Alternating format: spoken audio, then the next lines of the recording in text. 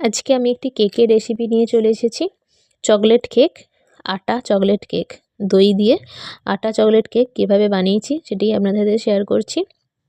চলুন, শীতকাল মানেই কিন্তু কেক খাওয়ার একটা ইচ্ছা করে, কেক খেতে, তো তার জন্য আমি বানিয়ে নিয়েছি। প্রথমে একটি বাটির মধ্যে নিয়ে নিয়েছি দই আর বেকিং সোডা। বেকিং সোডা দিয়ে আমি দইটা ভালোভাবে ফেটিয়ে নিয়েছি, একদম ফেনা ফেনা মতো হয়ে গেছে দেখুন। এবার এর মধ্যে আমি অ্যাড করছি মেল্টেড বাটার আর গুড় দিয়ে দেব, কফি আর দুধ একসঙ্গে গুলে রেখেছিলাম সেটা। সব কিছু দিয়ে আমি এটাও ভালো করে আমি মিশিয়ে নিচ্ছি হ্যান্ড ব্লেন্ডার দিয়ে। এবার এর মধ্যে আমি অ্যাড করব ময়দা বা আটা, আপনারা আটাই ব্যবহার করবেন। এবার এর মধ্যে আমি অ্যাড করব 1 চামচ মতো কোকো পাউডার। আটা কোকো পাউডার দিয়ে সব কিছু এই লিকুইডের সাথে আমি মিশিয়ে নিচ্ছি এরকম। এবার দিয়ে দেবো এর মধ্যে একটু বেকিং পাউডার। বেকিং পাউডারটা দিয়েও ভালো করে ফেটিয়ে নিতে হবে।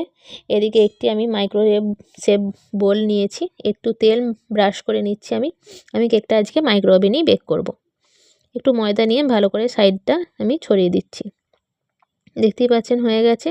এবার এর মধ্যে কেকের ব্যাটারটা আমি দিয়ে দিচ্ছি, দেখতেই পাচ্ছেন দিয়ে দিলাম কীভাবে। এবার সাইডটা ভালো করে ট্যাপ ট্যাপ করে নিয়ে আমি চারিয়ে দেবো, বোলের চারিদিকে একটু ঠুকে ঠুকে সেট করে নেব আমি। এবার মাইক্রো ওভেনে আমি বেক করে নিয়েছি 1 ঘন্টা মতো।